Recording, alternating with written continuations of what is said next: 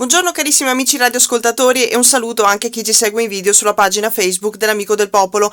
Oggi siamo a venerdì 16 aprile e questo è il consueto appuntamento con la rassegna stampa di Radio Piave in blu. In studio oggi ci sono io, Martina Reolon. Andiamo subito a dare uno sguardo ai quotidiani locali, cominciamo con il Corriere delle Alpi. Il titolo di apertura è dedicato alla crisi della CC, la crisi economica. Ieri c'è stato il vertice tra Giorgetti, Zaia e Ciro, garanzie su Italcomp, si legge nel titolone del Corriere delle Alpi, ma la CC resta al verde. Il ministro durante il vertice in videoconferenza prospetta più spazio per i privati nella Newco, lavoratori delusi, a Mel arrivano gli stipendi con un taglio del 15% per mancanza di liquidità. Ricordiamo Italcomp è il grande polo del compressore che mette insieme la CC con l'ex Embraco di Riva di Chieri in provincia di Torino. Ieri appunto questo vertice che è stato convocato in via riservata tra Giorgetti e i due presidenti della regione Veneto e del Piemonte insieme ai rispettivi assessori al lavoro. Le parti sociali erano già deluse per non essere state coinvolte in questo incontro e quello che ne emerge è comunque delusione, rabbia e grande preoccupazione tra i lavoratori della CC di Mel dopo l'incontro tra ministro Giorgetti e presidenti di Veneto e Piemonte. Il ministro ha ribadito la volontà di dar seguito al progetto Italcomp introducendo un soggetto privato forte, ma non ha parlato dei problemi di liquidità di ACC. E martedì i lavoratori saranno a Roma per chiedere un incontro al Mise. Andremo poi a leggere l'approfondimento di Paola Dallanese alle pagine 16 e 17. Sempre lance dalla prima del Corriere delle Alpi, parliamo in questo caso di elettrodotti. Limana rilancia al tavolo di Terna linee interrate lungo la A27. Limana non si accontenta delle promesse e chiede a Terna di interrare lungo l'autostrada la linea Polpet-Scorzè, articolo di Alessia Forzin. E ancora l'allarme, in questo caso parliamo di demografia, di un problema ormai noto, quello dello spopolamento, dell'invecchiamento della popolazione. C'è questa analisi, l'Agordino invecchia, perso il 30% degli under 35, si legge nel lancio. Il saldo in 18 anni è estremamente preoccupante, nella Valata i giovani sono diminuiti di 2.500 unità e l'articolo è di Gianni Santomaso. Sempre dalla prima, la foto di copertina del Corriere delle Alpi è dedicata alla storica torrefazione di Belluno. L'ultima Bristot lascia, Anna Maria Bristot cede il timone dell'omonima torrefazione di Via Psaro e del negozio di fiori artificiali. Dopo 102 anni cambia la proprietà della storica attività fondata nel 1919. Nella foto si vede appunto Anna Maria Bristot che ha deciso appunto di cedere il timone. E ancora dalla prima del Corriere delle Alpi parliamo del Covid, della pandemia. Il Veneto resta in arancione tutto il mese, niente deroghe, si legge appunto in questo lancio, quindi il Veneto sarà in arancione fino al 30 aprile, poi andremo a leggere l'approfondimento. Nella foto c'è l'assessore Manuela Lanzarin, salvo sorprese appunto il Veneto resterà in arancione fino al 30 aprile. E per quanto riguarda le vaccinazioni Nulsuno, vaccinazioni domicilio, in campo ci sono i medici di base, parliamo delle persone con più di 80 anni, ma qualcuno rifiuta la dose. E per quanto riguarda i ristori, maggiori aiuti alla montagna, i fondi salgono a 800 milioni e l'articolo in questo caso è di Francesco Dalmas. E poi nel taglio basso un altro lancio su una condizione che tutti avranno notato, il freddo di questo mese di aprile. Aprile pazzo tra neve e freddo e non è finita. Dice così il Corriere delle Alpi. Neve tutto il giorno ad Araba, in alte zone alte, sfuriate miste neve e pioggia nel pomeriggio anche a Belluno, temperature sotto zero da Pasqua. Più che marzo è aprile che sembra diventato il mese pazzerello. I dati ARPAV sui centimetri di neve parlano chiaro. Andremo a dare uno sguardo anche a questo articolo, ma subito ci fermiamo alle pagine 16 e 17 per la questione ACC. Ministro concentrato su Italcomp, nessun intervento ponte per ACC. Giorgetti incontra i presidenti Zaia e Cirio, cambia il piano per la Newco, più spazio ai privati ma i partner non si vedono. Il ministro dello sviluppo economico Giancarlo Giorgetti conferma il suo appoggio al progetto Italcomp, chiede però un maggior investimento da parte dei privati sul modello della soluzione applicata alla società Corneliani di Mantova, ma non spiega come ACC farà a sopravvivere fino all'avvio della NewCo. Ed è proprio questo che preoccupa e delude ancora di più i 315 lavoratori della fabbrica zumellese che per 4 giorni hanno istituito un presidio davanti alla prefettura di Belluno per tenere alta l'attenzione sulla loro vicenda. Stessa cosa hanno fatto a Torino i 14 lavoratori dell'ex Embraco che rischiano fra 10 giorni il ricevimento delle lettere di licenziamento. Ricordiamo in quel caso le lettere di licenziamento è previsto che arrivino a partire dal 25 aprile. Molte erano le aspettative riversate da queste 700 persone nell'incontro avvenuto ieri mattina, aspettative disattese. I dipendenti bellunesi speravano che ne scaturisse la via per ottenere i finanziamenti per proseguire l'attività produttiva della loro fabbrica, ma su questo punto sia da parte del ministro che del presidente Luca Zaia che dell'assessore regionale al lavoro Eledan Donazzan vige ancora il silenzio agghiacciante, ed è per questo che insieme ai 400 colleghi dell'ex Embraco i dipendenti di ACC martedì saranno a Roma a manifestare sotto il Ministero dello Sviluppo Economico sperando in una convocazione. I lavoratori non intendono mollare, vogliono risposte, vogliono certezze e non ancora parole senza fatti conseguenti. Quindi rabbia e preoccupazione tra i lavoratori. Gli articoli poi proseguono anche nel taglio basso di pagina. Momenti di tensione a Torino con i 400 dipendenti in piazza. Il 25 aprile per loro scatteranno i licenziamenti collettivi e c'è quindi il caso dell'ex Embraco di Riva di Chieri. Nella pagina successiva, pagina 17, ci sono appunto le prese di posizioni di lavoratori e sindacati che saranno a manifestare a Roma. L'ex Wambao già al verde, ieri stipendi decurtati, il governo mette soldi, siamo il fulcro del piano. Queste le reazioni. Ma allora ci daranno i soldi per continuare a produrre? Queste sono le domande che arrivano a raffica nei cellulari dei rappresentanti sindacali presenti a presidio della CC a Belluno, non appena si viene a sapere che il vertice ministeriale è terminato. Domande poste dai lavoratori della fabbrica zumellese che stanno lavorando e a cui però nessuno sa rispondere.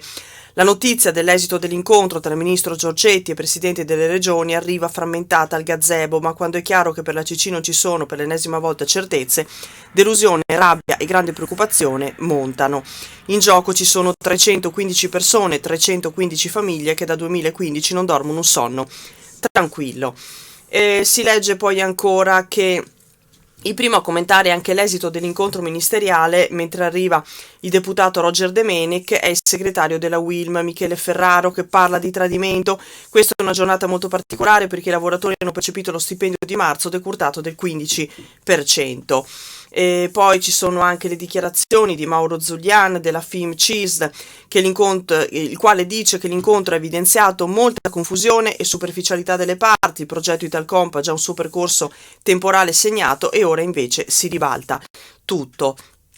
Ci hanno preso in giro, sbotta anche Massimo Busetti della RSU. Nessuno ha parlato di come dovrebbe andare avanti, di come dovremmo andare avanti come ACC da qui fino a quando partirà Italcomp, quindi è evidente la preoccupazione. Stefano Bona, segretario della FIOM, vede il bicchiere mezzo pieno, salutando con favore che il ministro abbia aperto il dossier Italcomp, ma il problema resta sempre il reperimento delle risorse per ACC. E poi nell'altro articolo c'è l'altra azienda in difficoltà, parliamo dell'Idea Standard, siamo sempre a Borgo Valbelluna, in comune di Borgo Valbelluna. L'azienda è pronta a discutere il piano industriale, in questo caso sono state 5 ore di intenso confronto, quelle di ieri tra i vertici dell'Idea di Trichiani e i sindacati di categoria. Ad ospitarli Confindustria Belluno. Sul piatto i temi relativi alla paventata chiusura dello stabilimento trichianese, per scongiurare la quale nelle settimane scorse i lavoratori hanno fatto diverse giornate di sciopero. Dopo l'incontro al Mise, ieri si è cercato di trovare un punto d'incontro e questo è stato trovato nella volontà di sedersi ancora al tavolo per definire e condividere le strategie per uscire da questo momento di impasse che sta vivendo la società. Chiudiamo il capitolo delle crisi aziendali e torniamo indietro per leggere le notizie che riguardano la pandemia.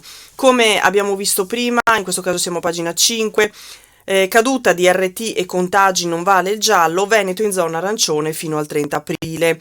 l'andamento epidemiologico e la classe di rischio.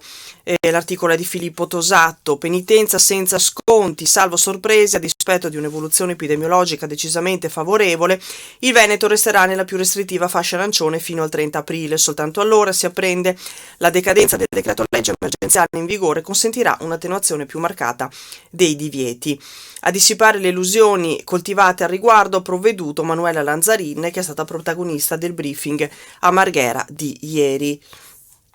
Quindi ricordiamo, il Veneto molto probabilmente resterà in zona arancione fino al 30 aprile, fino alla fine del mese e intanto prosegue la campagna vaccinale. A pagina 7 c'è il punto sulla situazione a Belluno, vaccinazione a domicilio, partiti i medici di famiglia, entro fine settimana quasi tutti avranno immunizzato i loro pazienti con più di 80 anni, tra gli anziani spuntano anche i primi scettici, qualcuno rifiuta la dose, l'articolo è anche qui di Paola Dallanese.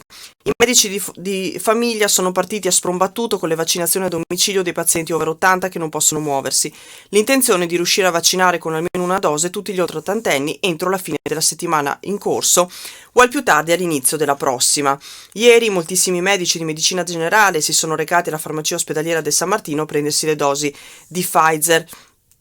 In un giorno, come voluto dall'azienda sanitaria, sono riusciti a fare una scrematura di tutte le liste dei loro pazienti per sapere con esattezza quanti mancavano all'appello della campagna vaccinale.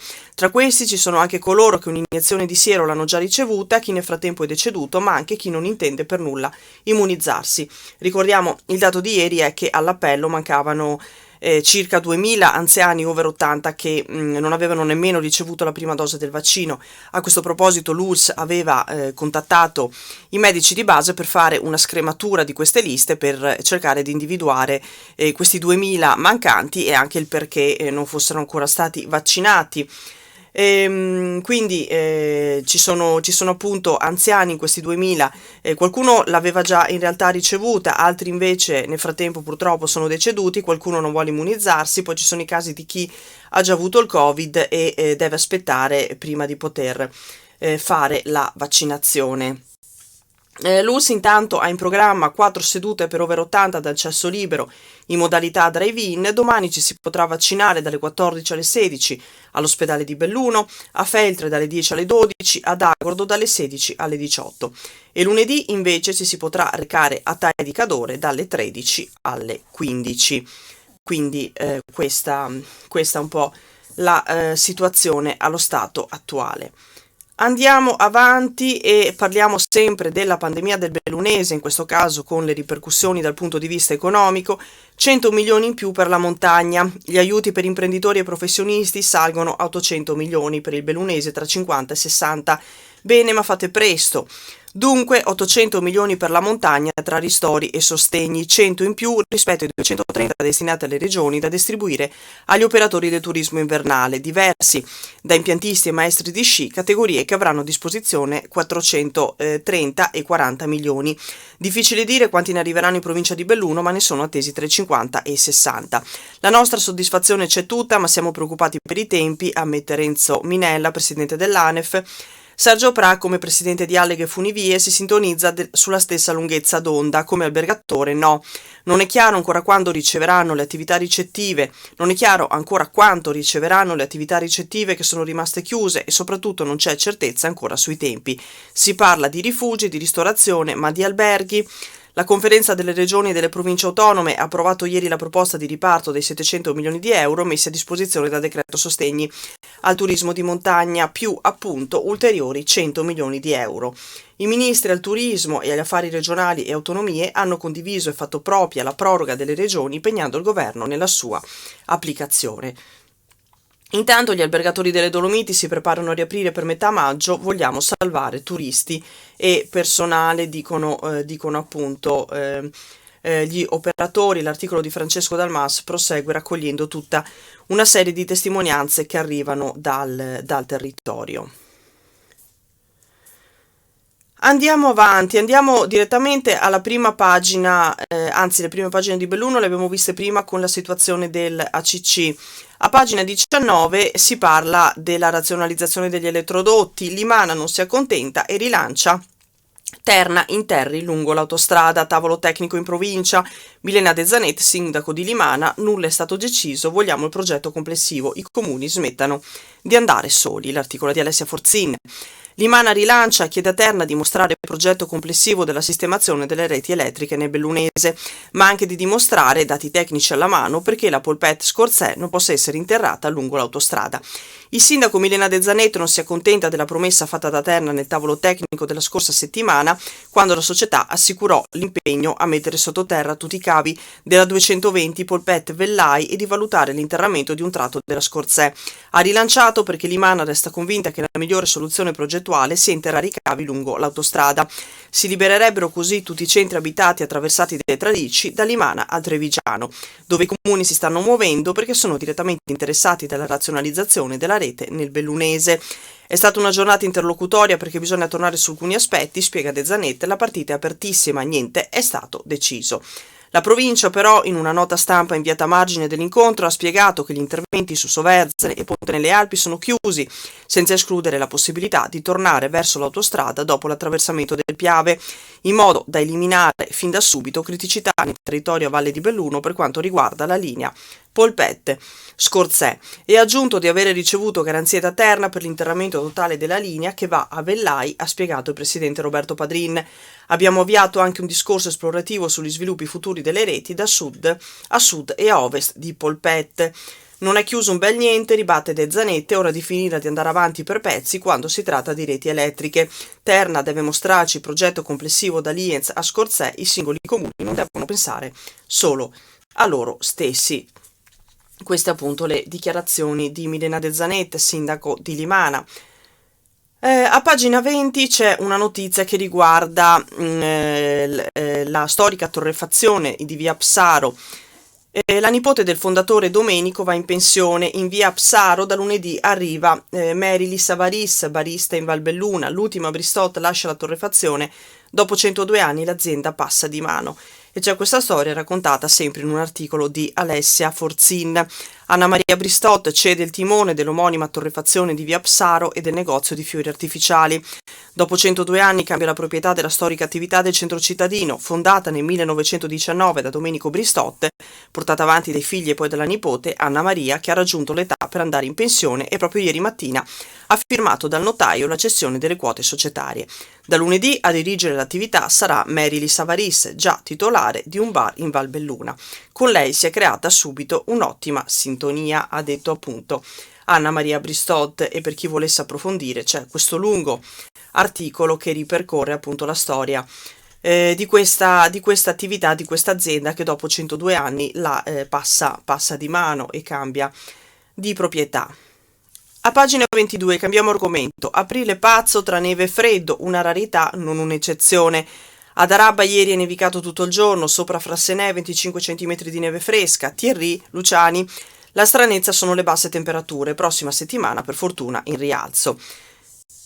L'articolo in questo caso è di Cristina Contento. Neve tutto il giorno ad Arabba, in altre zone alte, sfuriate, miste, neve pioggia nel pomeriggio a Belluno, temperature sotto zero da Pasqua. Che primavera è? Viene chiesto a Robert Thierry Luciani, che è esperto ARPAV. Sono eventi rari ma non eccezionali, ha detto appunto l'esperto. Si sono già verificati nei mesi di aprile anche di 4-5 anni fa a Belluno o a quote basse.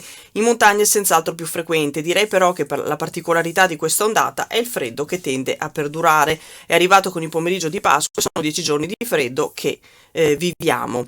Nella durata è particolarmente rilevante e anche nell'intensità, con notti di irraggiamento favorevoli alle gelate. Che direi quindi, ha aggiunto Luciani, che durata e intensità del freddo sono qualcosa di notevole. Quindi per aspettare un rialzo delle temperature bisognerà aspettare la prossima settimana. È una circolazione depressionare ascesa nel weekend pasquale dal mare del nord, dice ancora Thierry. Ora il nucleo più freddo è sulla Svizzera, qui ad Arabba non ha mai smesso di nevicare, diceva appunto ieri, siamo saliti a 2000 metri per un corso e ci siamo congelati, spiega ancora l'esperto. Quindi la prossima settimana dovrebbe esserci un rialzo delle temperature, sole oggi e domani, e torna al brutto tempo invece domenica. Andiamo avanti, leggiamo ancora un articolo qui sul Corriere delle Alpi e poi passiamo al Gazzettino. Parliamo di Longaroni, in questo caso di viabilità. Lunedì apertura dello svincolo, innesto sulla 51 senza imbuto, convoglierà nell'Alemagna il flusso di auto in uscita dalla Val Zoldana. L'innesto sarà qualche centinaio di metri più a sud rispetto a quello attuale. Sospiro di sollievo, si legge nell'articolo di Francesco Dalmas. Lunedì finalmente sarà attiva la corsia che a Longarone fa defluire il traffico in arrivo dalla Val Zoldana. È la prima opera tra quelle in corso nella cittadina a registrare l'attesa conclusione. E poi c'è un articolo in cui vengono riportate le dichiarazioni del deputato Roger Domenech, circonvallazione, tempi più lunghi e obiettivo 2026 quasi tramontato. Entro un paio di settimane ANAS, Comune e Regione torneranno a sedersi al tavolo per fare ulteriori modifiche ai progetti fin qui ipotizzati. Si allungano i tempi per la circonvallazione di Longarone o variante dell'Alemagna che dir si voglia e comincia a filtrare a Longarone come a Belluno e a Venezia la preoccupazione è che l'infrastruttura non sarà pronta per le Olimpiadi 2026.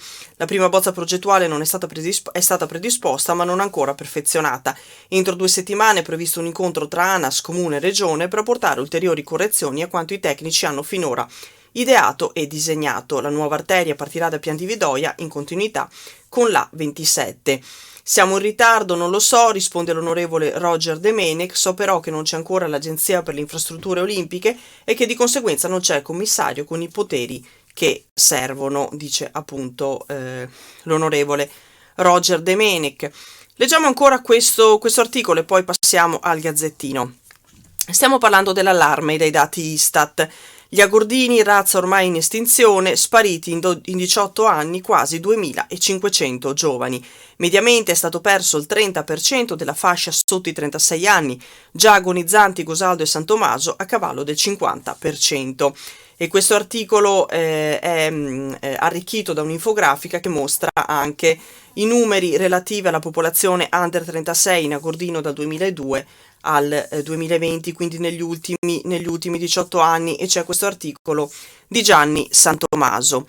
Gli agordini sono una specie in via di estinzione e il territorio dei 16 comuni, dalla Muda a Castello, dal confine con il Primiero a quello con la Val di Fassa e la Val Baldia, è una zona che si sta umanamente desertificando. Difficile trovare altre parole per commentare i dati presenti sul sito dell'Istat che fotografano l'andamento demografico della vallata agordina. Dire che senza giovani non c'è futuro non è una frase fatta, ma è la realtà. I giovani infatti a 1 gennaio 2020 rappresentano il 59,7% dei loro conterranei tra i 36 e i 70 anni, non riusciranno dunque a sostituirli nemmeno lontanamente e difficilmente saranno in grado di garantire servizi agli anziani sopra i 70 anni che dal 2002 sono cresciuti di quasi il 5%. E poi si parla della situazione, entrando nel dettaglio della situazione dei comuni, facendo appunto presente come stanno andando le cose. Se la foto scattata dall'Istat il 1 gennaio 2020 provoca turbamenti, il confronto con i dati registrati 10 e 18 anni prima spaventa.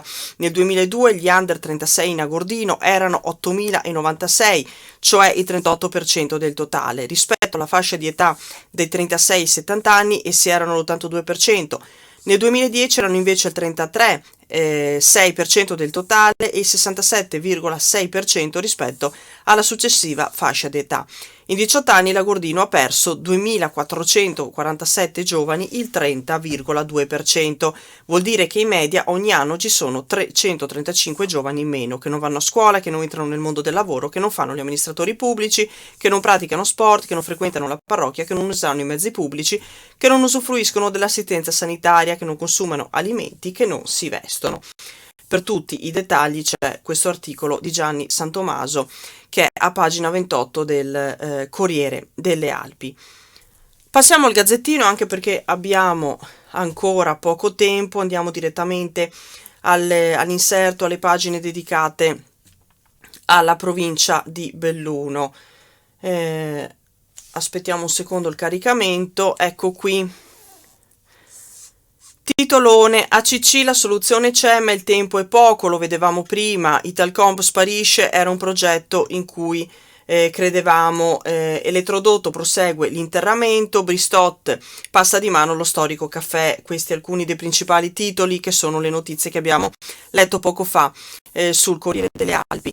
E poi nel titolone di copertina c'è anche ancora la questione dell'appalto del gas. Gli indagati chiamarono D'Incà, il ministro estraneo, i tre cercavano un contatto con il Mise. Adesso andiamo a leggere proprio questo articolo. E poi c'è anche un'altra questione, quella di Bianchini, primario dello Torino di Belluno. La procura si appresta a chiedere l'archiviazione del caso, il primario che era accusato di epidemia colposa.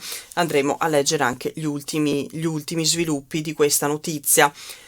I tre chiesero aiuto al ministro D'Incà. Per gli investigatori il politico è stato un intermediario inconsapevole. Perenzin, Zanolla e Piccoli cercavano un contatto al Ministero dello Sviluppo Economico. Si legge in questo articolo di Davide Piol. I tre indagati, mentre da dirigente non cedeva alle pressioni e non ritirava la gara, decisero di chiamare addirittura il ministro Federico D'Incà. La procura lo definisce però intermediario inconsapevole. A lui i tre hanno chiesto i contatti con il Mise a Roma affinché venisse emanato un provvedimento che non avesse un carattere specifico ma generale e che funzionasse ad hoc per la vicenda del BIM. Detto in altri termini, che qualcuno potrebbe influire, ad esempio con una circolare interpretativa, nei ricorsi amministrativi pendenti come quello sulla gara del gas, dando ragione ai ricorrenti. Ricordiamo che in questa vicenda che ruota attorno alla gara del gas in provincia, ciò che non è ancora emerso in modo nitido è il movente. Iscritti nel fascicolo degli indagati per turbata libertà degli incanti ci sono il sindaco di Feltre Paolo Perenzin, il sindaco di Quero, amministratore unico di BIM Infrastrutture Bruno Zanolla, il direttore tecnico della società, nonché ex senatore ed ex sindaco di Sedico Giovanni Piccoli. Avevano forse paura di perdere la loro posizione o volevano mettere le mani su quei famosi 15 milioni di euro di scarto nel valore delle reti? Per ora solo domande, dice appunto l'articolo di Davide Piolle. È chiaro che nel modo in cui stava proseguendo la gara del gas, l'oggetto sociale di BIM Infrastrutture sarebbe terminato. In altre parole, la società, ormai senza scopo, sarebbe finita in liquidazione. E mentre gli operai avrebbero probabilmente cambiato solo datore di lavoro, i vertici del BIM sarebbero rimasti con un pugno di mosche in mano. Così Zanolla, che entrò nella società nel 2005. L'articolo prosegue poi ricordando quelle che sono le motivazioni avanzate appunto da queste tre persone, e che hanno la piena solidarietà, scusate, sono uscita dalla pagina, che hanno la piena solidarietà da parte dei sindaci della provincia di Belluno. Sono rimasto stupito ed amareggiato, esordisce così il sindaco di Sedico Stefano Deon. Dispiace per i colleghi e per l'ex senatore, in quanto non è una bella situazione, difficile commentare non avendo letto le carte, ma ho massima fiducia nell'operato della procura. E se Deon adotta una linea prudente, il sindaco di San Gregorio nelle Alpi, il deputato Mirko Badole, pur essendo politicamente dalla parte opposta, difende i suoi colleghi, appunto. E in casa Lega neanche il sindaco di Roccapietore Andrea De Bernardin tuona contro gli indagati. Sulla stessa lunghezza d'onda anche il sindaco di Cortina Gianpietro Ghedina. E poi ancora massima fiducia nell'operato del primo cittadino di Feltre, ma anche sui vertici di BIM attualmente sotto inchiesta. Siamo vicini ai sindaci Perenzin e Zanolla, in quanto alla certezza che il tutto sia stato fatto in trasparenza per tutelare il territorio e i suoi cittadini, dice il sindaco di Cesio Maggiore Carlo Zanella, e anche il sindaco di Zoldo Camillo De Pellegrini esprime solidarietà a Perenzin. L'articolo in questo caso è di Eleonora Scarton. Abbiamo giusto il tempo per un'ultima notizia e poi chiudiamo. La Cassazione assolve Bianchini. Il 61enne primario di otorinolaringoiatria era accusato di epidemia colposa. La procura aveva chiesto la sospensione, indagati altri 4 medici, ma a questo punto gli inquirenti gettano la spugna. Chiederemo l'archiviazione. Inammissibile, la Cassazione ha rigettato il ricorso del procuratore Paolo Luca, con cui veniva chiesta una misura interdittiva per 3 dei 5 medici coinvolti nell'inchiesta per epidemia colposa al San Martino di Belluno. Si tratta di Roberto Bianchini, 61enne primario di Otorino, per Raffaele Zanella, 60 anni ed ex direttore medico dell'US Dolomiti, per Antonella Fabri, 58 anni, responsabile dell'ufficio affari generali e legali dell'azienda. La richiesta del PM era di sospenderli dal servizio per 3 mesi, ma è stata respinta dal GIP di Belluno, dal Tribunale del Riesame di Venezia e ieri in modo definitivo anche dalla Cassazione. Ricordiamo velocemente quali erano i fatti. Roberto Bianchini era accusato di aver provocato il primo focolaio all'ospedale di Belluno dopo essere tornato da una vacanza in Thailandia. dal 14 al 24 febbraio insieme alla moglie e a una coppia di amici. Secondo quanto ricostruito dalla procura, il primario riprese a lavorare subito senza comunicare alla direzione medica di essere appena rientrato da un paese classificato a rischio epidemico. Il 3 marzo, nonostante la comparsa dei primi sintomi simili Covid, continuò a visitare i pazienti senza mascherina fino al 9, quando eseguì il tampone e risultò positivo. Come si diceva, indagati insieme a lui Raffaele Zanella, Antonella Fabbri, procedimenti disciplinari anche per Cristina Boltoruzzi e Tiziana Bortotte. L'ipotesi di reato per loro era di falso ideologico in atto pubblico e favoreggiamento personale per aver coperto e aiutato il primario a eludere le indagini della Guardia di Finanza. La notizia comunque che appunto la Cassazione che si procederà con l'archiviazione è stata commentata ed è stata accolta con soddisfazione da parte degli indagati e della difesa. Leggeremo le motivazioni per capire fino a dove si sia spinta la Cassazione nella valutazione del caso. Siamo contenti che i provvedimenti del Tribunale della Libertà di Venezia e del GIP di Belluno siano stati confermati a un livello così autorevole, si legge appunto in questo articolo di Davide Piol. E con questo articolo chiudiamo anche la rassegna, il nostro tempo a disposizione è finito, vi aspettiamo puntuali domattina alle 8:30 sulle frequenze di Radio Piave e poco dopo in video sulla pagina Facebook dell'Amico del Popolo. Intanto grazie a tutti per l'ascolto, un buonissimo venerdì, un buon fine settimana e a prestissimo, grazie, arrivederci!